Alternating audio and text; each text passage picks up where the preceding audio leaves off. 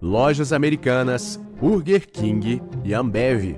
Esses são apenas alguns dos negócios de Jorge Paulo Lemann, o homem mais rico do Brasil. Em parceria com os bilionários Carlos Alberto Sicupira e Marcel Telles, Lemann conquistou uma imensa fortuna e hoje está no radar dos brasileiros depois do escândalo envolvendo as lojas americanas. Porém, apesar dos negócios recentes, poucas pessoas conhecem o início de sua carreira como investidor e responsável por diferentes empreendimentos. Sua jornada começou através de um único negócio, que foi o embrião de seu império, o Banco Garantia. Porém, apesar da infinidade de negócios que ele atua hoje, o banco deixou de existir. E muita gente se pergunta como tudo começou e o que aconteceu com o banco de Jorge Paulo Lemann. E nesse vídeo você vai conhecer a história do Banco Garantia e por que ele não existe mais. O Garantia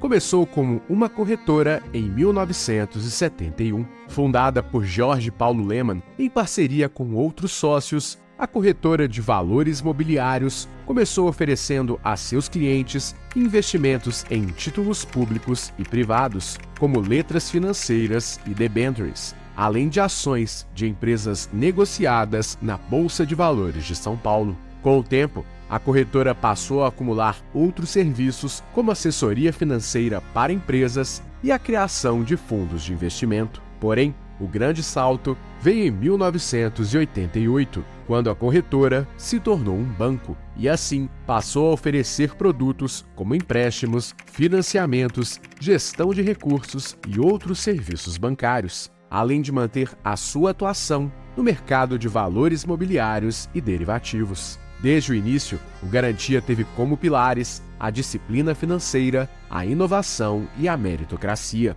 Por causa disso, desde o começo, o banco passou a fazer mais com menos e a literalmente encarar as despesas como se fossem unhas, ou seja, têm de ser cortadas frequentemente. Com esse olhar, cada centavo era importante. Todo o esforço tinha como objetivo a lucratividade. E para compor o time do negócio, eram escolhidos jovens que fossem PhDs, mas não a certificação acadêmica de mesmo nome, e sim que fossem poor, hungry and desperate to get rich, uma expressão em inglês que quer dizer pobres, famintos e desesperados para enriquecerem. A partir disso, o importante era recrutar profissionais que estivessem dispostos a fazer o que fosse necessário para alcançarem os resultados e as metas desejadas pelo banco, em um ambiente em que aqueles que recebiam bonificações e promoções eram aqueles que efetivamente entregavam resultados,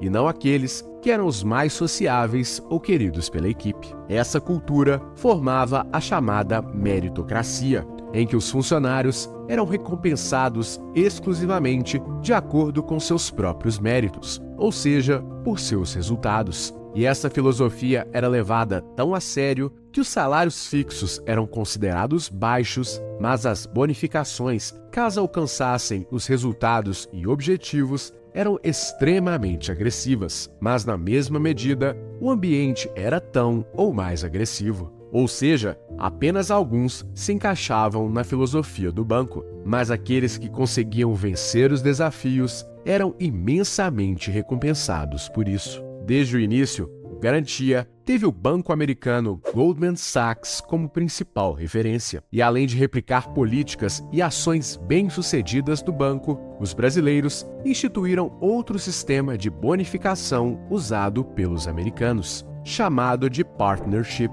Através desse sistema, os funcionários que alcançassem resultados extraordinários recebiam não apenas muito dinheiro, mas também a possibilidade de se tornarem sócios do banco, seja comprando ações ou as recebendo como bonificação. Através desse sistema, aos poucos, os funcionários extraordinários se tornavam sócios, e esse sistema possibilitou a ascensão de vários expoentes do mercado financeiro brasileiro, dentre eles os atuais sócios de Lemann, Marcel Telles e Beto Sicupira. Ao mesmo tempo, boa parte dos primeiros sócios e fundadores também aos poucos deixaram o banco e passaram a operar outros negócios. Com um time qualificado e sedento por resultados, o Garantia, além de oferecer serviços financeiros, também passou a realizar investimentos em empresas brasileiras, de forma não só a comprar suas ações, mas também em assumir o controle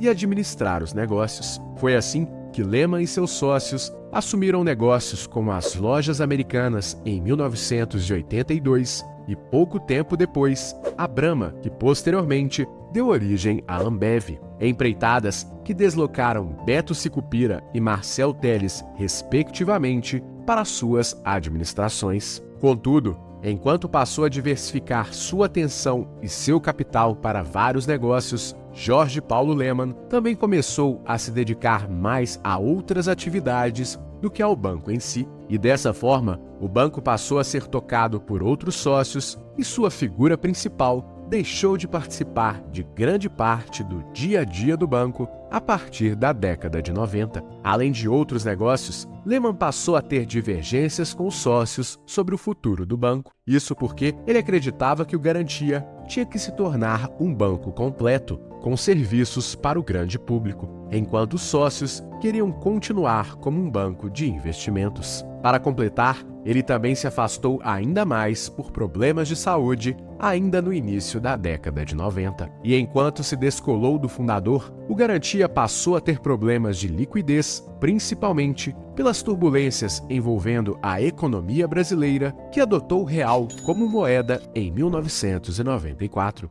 Porém, o maior problema aconteceu a partir da crise asiática em 1997. Diante de um alto nível de endividamento de países asiáticos como Tailândia, Indonésia, Coreia do Sul, Filipinas, Malásia e Hong Kong, agravada por falhas nos sistemas bancários locais e a instabilidade política da região, o mercado asiático ficou bastante fragilizado em 1997. Como o banco tinha diversos investimentos em mercados como Coreia do Sul, Tailândia e Indonésia, a crise teve um enorme impacto nas suas contas. Contudo, outro fator que prejudicou muito foi a grande descrença dos investidores internacionais em relação aos mercados emergentes, dentre eles o Brasil, o que fez com que grande parte dos investidores tirasse dinheiro daqui em um evento que afetou e muito o Garantia, que chegou a ter 110 milhões de dólares de prejuízo naquele ano.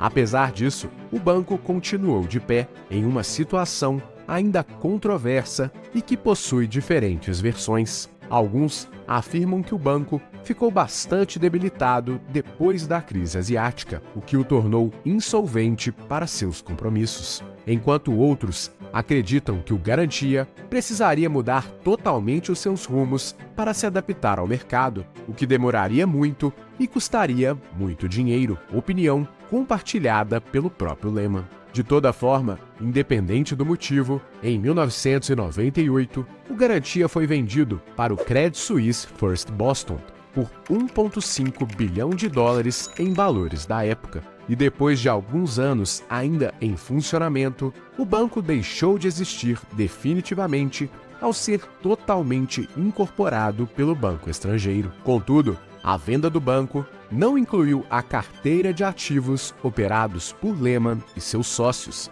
que posteriormente fundariam o grupo 3G Capital, que cuida das operações como lojas americanas, Ambev, Kraft Heinz e Burger King. No momento da venda, cerca de 60% do capital do banco estava nas mãos de Jorge Paulo, Marcel Telles, Beto Sicupira e Cláudio Haddad, segundo a Folha de São Paulo. E ao todo, eram 19 sócios, segundo o jornal. Até hoje, há discussões sobre se o banco estava realmente falido ou não. E assim como nas Americanas e na Kraft Heinz, houve acusações de fraude, especialmente cambial. Ainda assim, nada foi comprovado. De toda forma, o próprio Jorge Paulo Lemann acredita que o banco sofreu muito com a cultura que o próprio magnata construiu. Isso porque a política agressiva de pagamento de bônus semestrais transformou o banco em uma forma de pessoas fazerem fortunas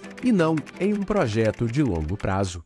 Eu acho que o principal erro que houve do Garantia é que ele era uma organização muito visando o curto prazo e atraía gente boa de gerar resultado no curto prazo. Tinha o bônus semestral. Bônus semestral é um período muito curto. Você transformava as pessoas em sócios também. Isso já era uma coisa mais longa, mas basicamente a maior parte da turma do Garantia estava lá porque era um lugar que dava para ganhar dinheiro e ganhava dinheiro. Então, isso gerava uma visão muito de curto prazo e não uma visão de querer construir uma entidade de longo prazo, perene. Acho que foi o principal fracasso geral do Garantia, que no início não se sentia porque o negócio era ganhar dinheiro e lá no final se sentiu um pouco. Ou seja, em uma empresa feita para que os executivos ganhassem bonificações a qualquer custo e não em um negócio para durar e crescer. Curiosamente, a situação atual das lojas americanas guarda semelhança com o que aconteceu no Garantia, muito porque uma das grandes críticas é que a varejista teve suas contas maquiadas para garantir bônus de curto prazo a seus executivos e acionistas. Ou seja, uma política de curto prazo voltada única e exclusivamente para o resultado financeiro imediato, só que com os números muito maiores e públicos. Para você, a situação é a mesma ou são problemas diferentes? De toda forma, diante desses eventos, essa foi a história do banco de Jorge Paulo Lemann, que deixou de existir. E para você, as Americanas terão o mesmo rumo? Compartilhe com a gente a sua opinião.